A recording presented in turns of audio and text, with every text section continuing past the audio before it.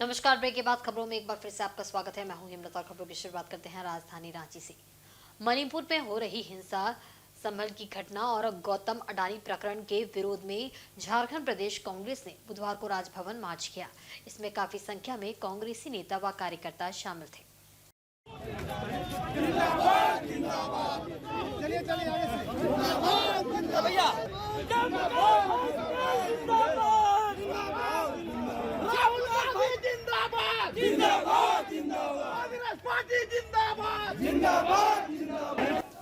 Congress party द्वारा राष्ट्रव्यापी आंदोलन किया जा रहा है। मणिपुर हिंसा, गौतम अडानी प्रकरण और यूपी के संबल की घटना से आक्रोशित कांग्रेस पार्टी द्वारा देश के विभिन्न जिला मुख्यालय में केंद्र सरकार के खिलाफ प्रदर्शन किया गया। इसी कड़ी में झारखंड प्रदेश कांग्रेस कमेटी ने भी रांची के शहीद चौक से राजभवन तक पैदल मार्च किया। इस दौरान राजभवन के समक्ष केंद्र के विरोध में जमकर नारेबाजी की गई। इसका नेतृत्व पार्टी के प्रदेश अध्यक्ष केशव महतो कमलेश कर रहे थे। कांग्रेस के राजभवन मार्च में कांग्रेस विधायक दल के नेता प्रदीप यादव, मुख्यमंत्री सुबोध कांसाही, महिला कांग्रेस, ओबीसी कांग्रेस, एनएसयूआई और अन्य विभागों के नेता शामिल थे। बड़ी संख्या में पुलिसकर्मियों की सुरक्षा में राजभवन मार्च के लिए निकले कांग्रेस नेता प्रधानमंत्री नरेंद्र मोदी से मणिपुर मुद्दे पर अपनी चुप्पी तोड़ने और अडानी के भ्रष्टाचार के खिलाफ कार्रवाई करने की मांग करते नजर आए।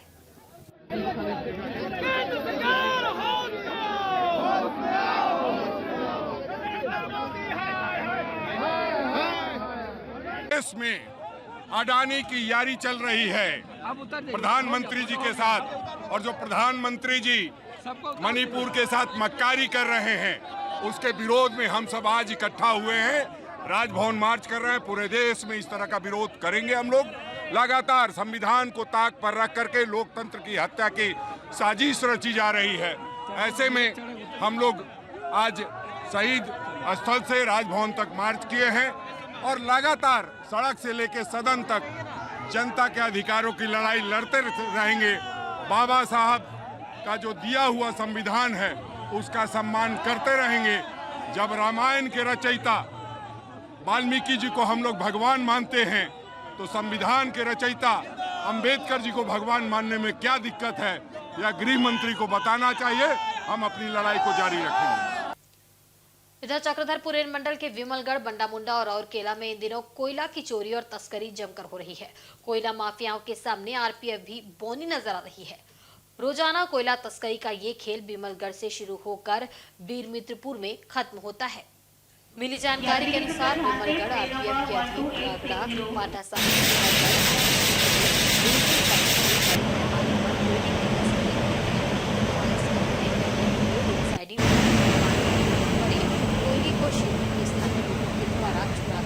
उतार दिया जाता है।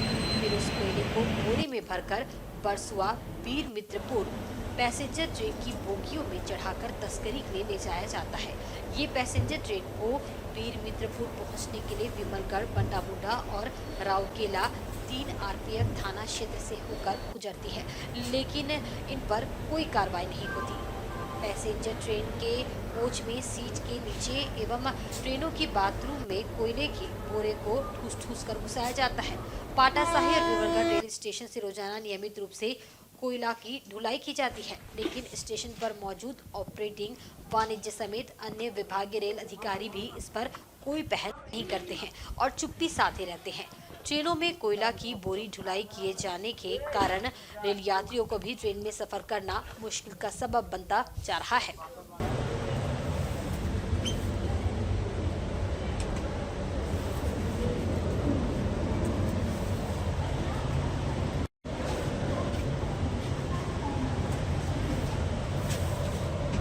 ये हम लोग का नहीं है ना, तो आप लोग का है, हम लोग का नहीं है, खाली हम लोग का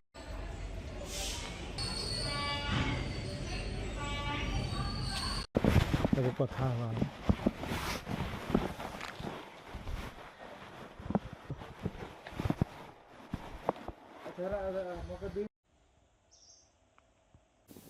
झारखंड पुलिस महानिदेशक के निर्देश पर बुधवार को पूरे राज्य में जन शिकायत समाधान कार्यक्रम का आयोजन किया गया। इसी क्रम में जमशेदपुर में भी उक्त कार्यक्रम का आयोजन हुआ, जिसमें छोटा नागपुर रेंज के आईजी अखिलेश कुमार झा मुख्य रूप से उपस्थित थे। इस मौके पर सभी थानों की ओर से स्टॉल लगाकर लोगों की समस्याएं सुनी गई और उनके समाधान की दिशा में पहल करने का आश्वासन दिया गया। इससे पहले कार्यक्रम का अतिथियों ने दीप प्रज्वलित कर उद्घाटन किया। इसमें जिले के एसएसपी सहित तमाम पुलिस पदाधिकारी मौजूद थे। झारखंड पुलिस द्वारा इस तरह का कार्यक्रम आयोजित किए जाने से लोगों में काफी उत्साह है। इस जन सुनवाई में लोग अपने अपने नए पुराने मामले को लेकर पहुंचे, जहां उन्हें समाधान का आश्वासन मिला। इसे लेकर लोगों में काफी खुशी का माहौल था। मालूम हो कि रांची को छोड़कर झारखंड के सभी 23 जिलों में झारखंड पुलिस के द्वारा जन शिकायत समाधान कार्यक्रम का आयोजन किया गया था। इस कार्यक्रम में आम लोगों की समस्याएं सुनी गई और उसका समाधान भी किया गया। दौरान डीजीपी सर का डायरेक्शन है कि न केवल शिकायतें सुनी जाएं, बल्कि समस्याओं को भी समझने का प्रयास किया जाए कम्युनिटी के। और इसमें जो विशेष तौर पर जो कुछ चीजें मैं कहना चाहूंगा कि आप जन शिकायत के माध्यम से न केवल अपनी इंडिविजुअल समस्या को बता सकते हैं। जनरली हम लोग जो देख रहे हैं, जो शिकायतें हमारे पास आ रही हैं, वो बहुत इंडिविजुअल है नॉर्मली, कि भाई हमारे नाले की समस्या है, हमारी जमीन की समस्या है, हमारा पड़ोसी बड़े ऊंचे स्वर में म्यूजिक बजाता है, पड़ोसी हमें धमकाता है, किराएदार घर खाली नहीं कर रहा है। इस तरीके के दर्जनों मामले जो व्यक्ति विशेष से संबंधित हैं, आप निश्चित तौर पर उसको उठा सकते हैं, उठाना भी चाहिए। लेकिन साथ ही साथ मैं आप लोगों से ये भी गुजारिश करूंगा कि जन शिकायत को एक आप प्लेटफॉर्म बनाइए इसका भी, कि जो कम्युनिटी से रिलेटेड इश्यूज हैं, जो समुदाय से जुड़े हुए मुद्दे हैं, उनको भी आप सामने लेकर के आए। स्टेज पे आपका जो कंप्लेन है, उस पे जो अनुसंधान हो रहा है, उसकी जानकारी पुलिस पदाधिकारी को देनी है कि किस स्टेज पे अनुसंधान हो रही है, कैसे आरोप पत्र समर्पित हुआ, तो क्या हुआ। तो वो एक जो रिस्पॉन्सिव एडमिनिस्ट्रेशन का जो भारत सरकार का प्रयास है, राज्य सरकार का प्रयास है, हमारे झारखंड पुलिस का प्रयास है, उसको हम लोग आगे बढ़ाएंगे।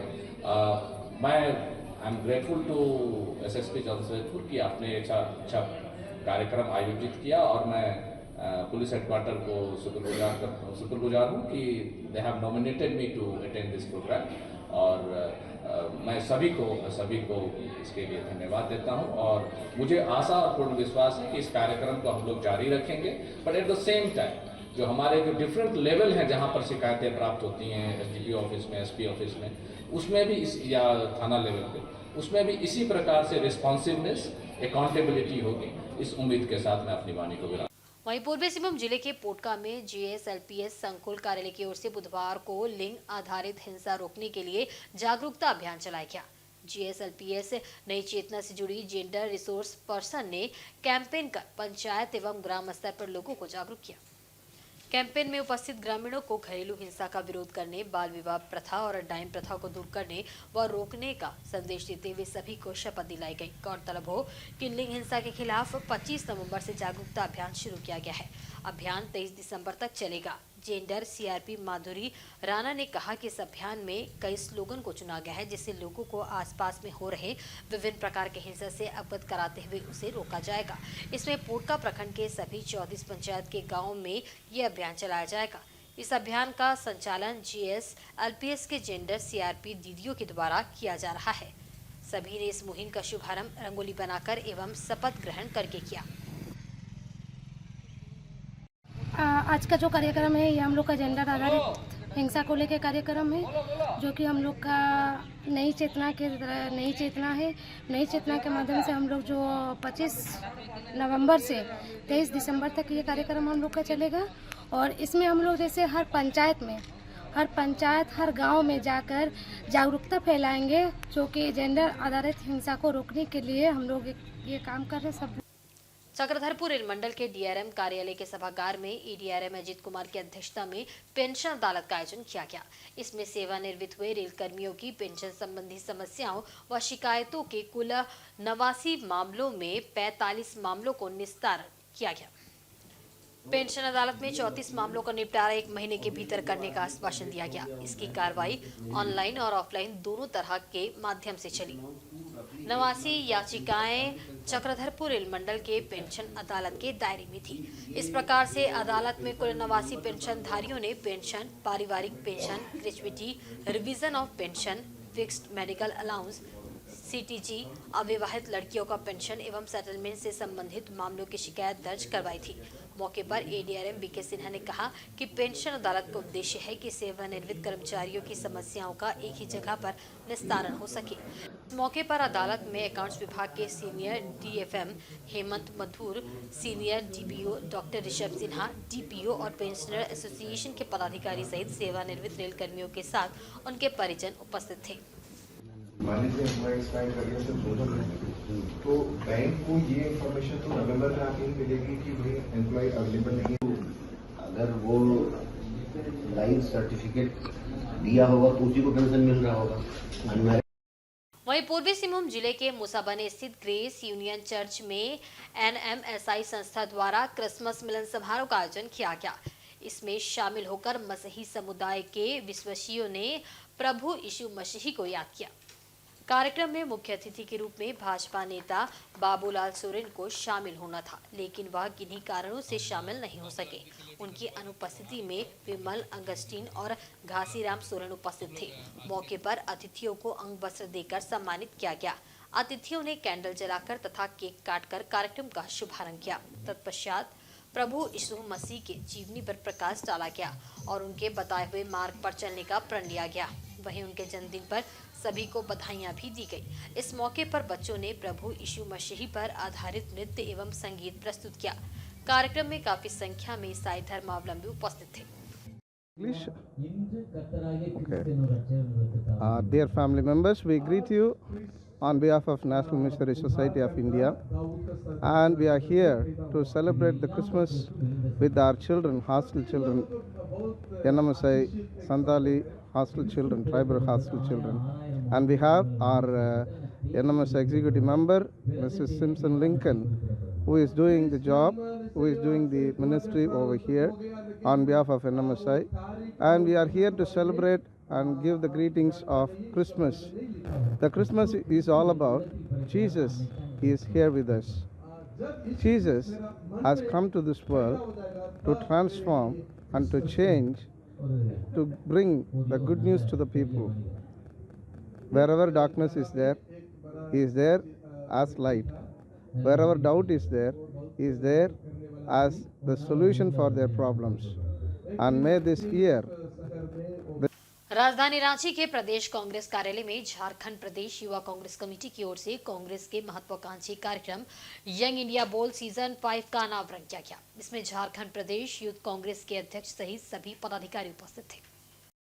इस दौरान पोस्टर का अनावरण किया गया। कार्यक्रम में उपस्थित झारखंड प्रदेश यूथ कांग्रेस के अध्यक्ष अभिजीत राज ने कहा कि यंग इंडिया के बोल कार्यक्रम का उद्देश्य देश और प्रदेश के युवा जो देश के लोकतंत्र, अर्थव्यवस्था और मूलभूत सुविधा के विषय पर अपनी बात प्रखरता से रखना चाहते हैं, उन्हें एक मंच प्रदान किया जाना है। इसके तहत हर एक युवा को अपने विचार व्यक्त करने का एक मौका मिलेगा। युवा कांग्रेस ने कहा कि देश में बढ़ती बेरोजगारी, रोजगार को लेकर युवा अपनी आवाज बुलंद कर सकता है। इस मंच के जरिए युवा अपनी बात जनप्रतिनिधियों के साथ ही सरकार तक पहुंचाएंगे।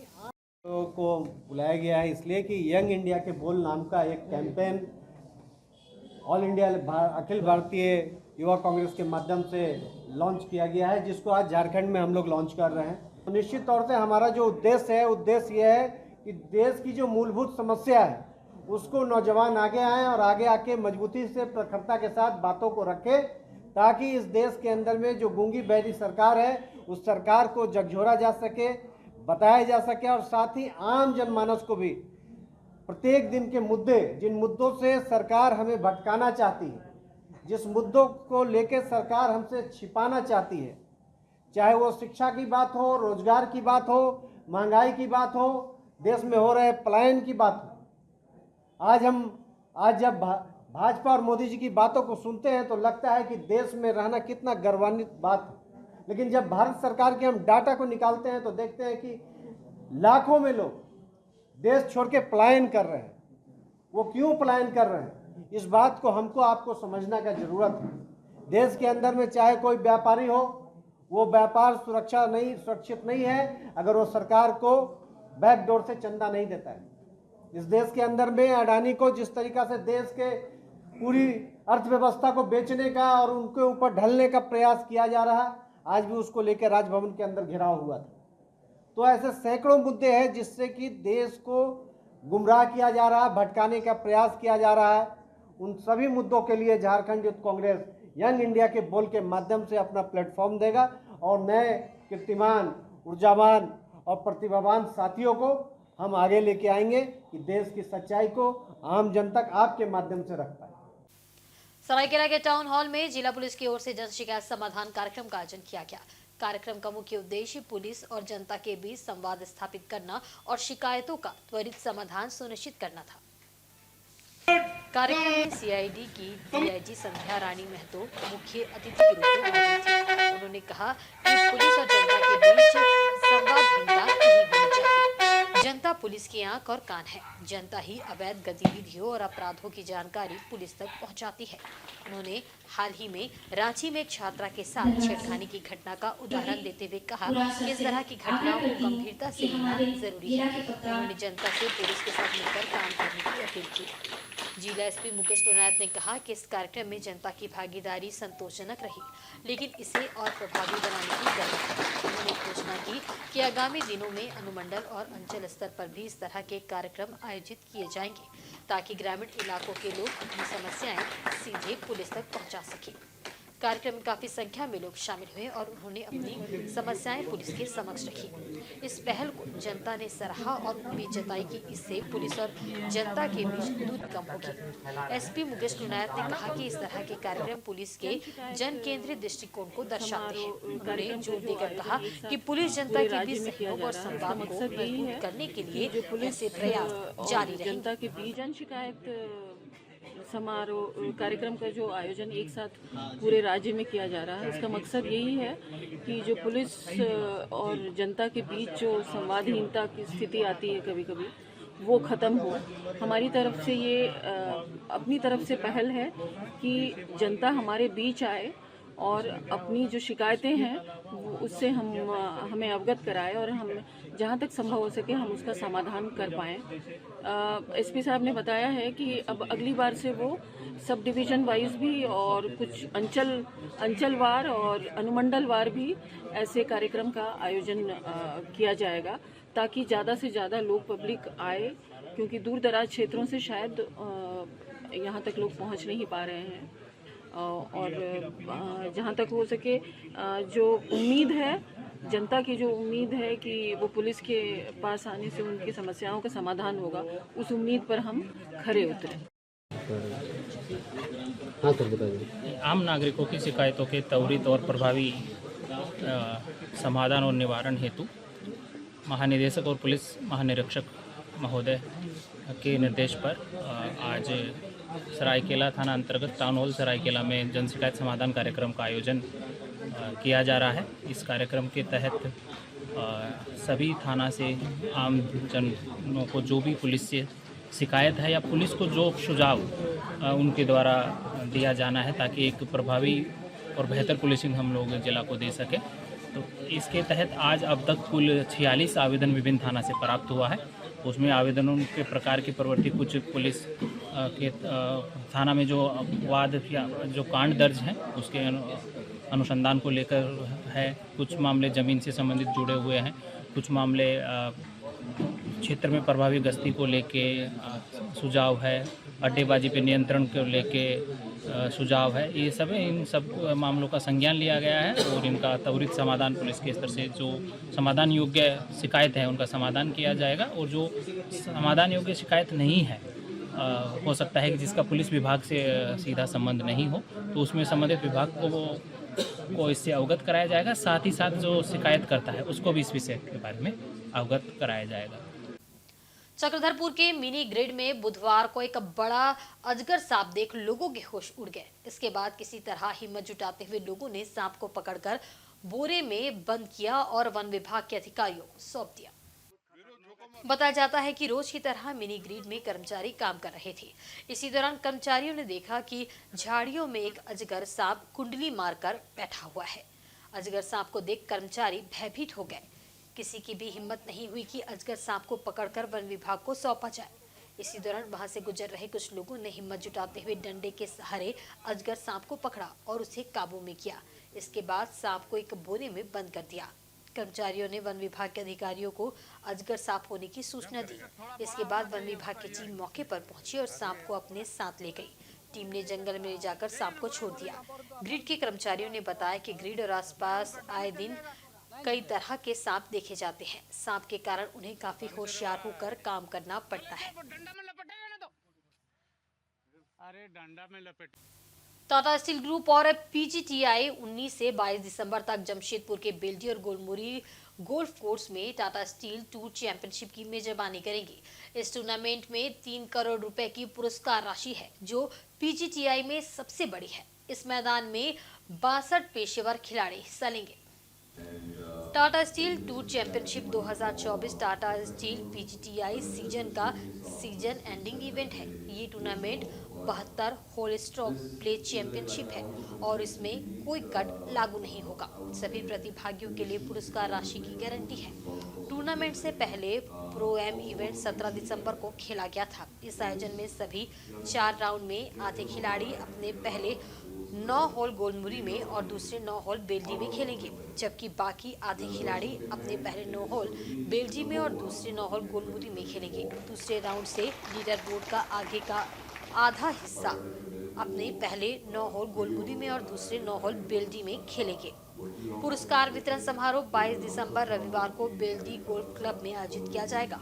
टाटा स्टील के उपाध्यक्ष सह जमशेदपुर गोल्फ कैप्टन डीबी सुंदर रामम ने कहा कि इस वर्ष टूर्नामेंट की मेजबानी करना गोल्फ को बढ़ावा देने और खिलाड़ियों को अपनी प्रतिभा दिखाने के लिए एक मंच प्रदान करने की हमारी प्रतिबद्धता को रेखांकित करता है।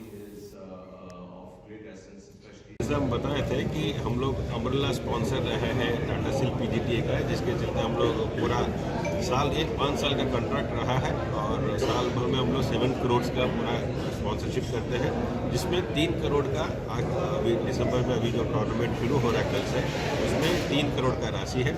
इसमें इसकी खासियत ये है कि जो विनर है, रनर है, थर्ड है, सबको तो अच्छा अमाउंट मिलेगा ही। उसके साथ साथ जितने भी पार्टिसिपेंट्स हैं सबको कुछ ना कुछ अमाउंट मिलता है बेस्ड ऑन देयर रैंकिंग, तो एक अच्छा चीज़ है नंबर 1। नंबर 2, जैसे हम बताएं कि और इसके लिए एलिजिबिलिटी भी होता है कि आपका साल भर में जितने भी टूर्नामेंट आप खेल रहे हैं उसमें आप एलिजिबल होते हैं, तब जाकर यहाँ पे आप खेल सकते हैं।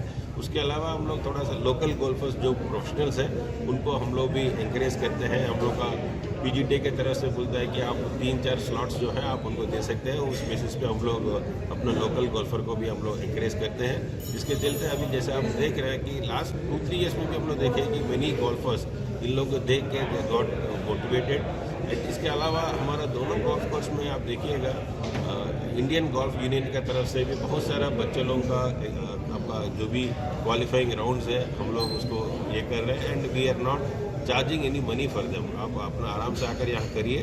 तो बहुत सारा हम देखें कि पेरेंट्स अपने बच्चों को ले आकर यहाँ पर क्वालिफाइंग राउंड्स में पार्टिसिपेट करवा रहे हैं। ईस्टर्न इंडिया में हमको लगता है कि ये दोनों कोर्सेस में खास करके गोलमुरी में हम लोग बहुत सारा बार हम लोग फैसिलिटेट किया है। इसके चलते हमारा भी मानना है कि बच्चे लोगों में गोल्फ के प्रति रुचि और बढ़ेगा और we'll find more and more international golfers. जैसे आपने पूछा था कि अभी हमारे पास है, हमको लगता है कि आगे चल के जिस तरह से क्रिकेट हम लोग आज के दिन रूल करते हैं, ऐसा दिन जरूर आएगा जहां गोल्फ में भी पूरा इंटायर गोल्फ में भी हम लोग रूल करेंगे। जमशेदपुर के मानगो स्थित वर्कर्स कॉलेज परिसर में बुधवार को एक सेमिनार का आयोजन किया गया। इसमें राष्ट्रीय निर्माण और युवा सशक्तिकरण में शिक्षा की भूमिका को लेकर चर्चा हुई। कार्यक्रम में मुख्य अतिथि जमशेदपुर पश्चिम के विधायक सरयू राय और विशिष्ट अतिथि के रूप में कोल्हान विश्वविद्यालय के कुलसचिव उपस्थित थे। कॉलेज के सभी विद्यार्थी एवं शिक्षक भी शामिल रहे। इस दौरान वक्ताओं ने राष्ट्रीय निर्माण और युवा सशक्तिकरण में शिक्षा की अहम भूमिका पर प्रकाश डाला। उन्होंने कहा कि शिक्षा के बिना राष्ट्र निर्माण नहीं हो सकता और ना ही युवा सशक्त हो सकते हैं। अगर युवा शिक्षित हो तभी सही दिशा में वे कार्य कर सकते हैं और इसी की समझ छात्रों को देने हेतु इस सेमिनार का आयोजन किया गया। मैं पहले आप सबको नमस्कार करता हूं, जोहार करता हूं।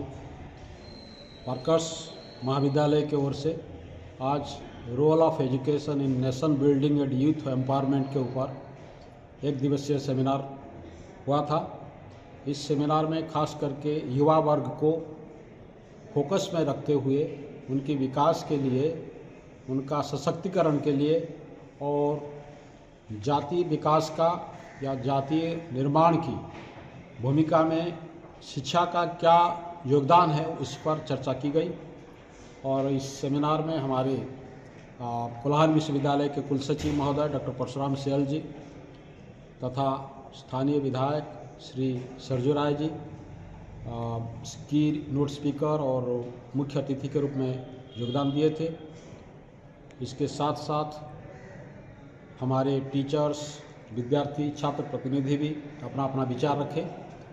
कुल मिलाकर ये सेमिनार हमारे उच्च शिक्षा में युवाओं का योगदान और उनको केंद्र में रखते हुए जातीय निर्माण में, राष्ट्र निर्माण में और युवा का सशक्तिकरण में शिक्षा की भूमिका के ऊपर जोर दिया गया।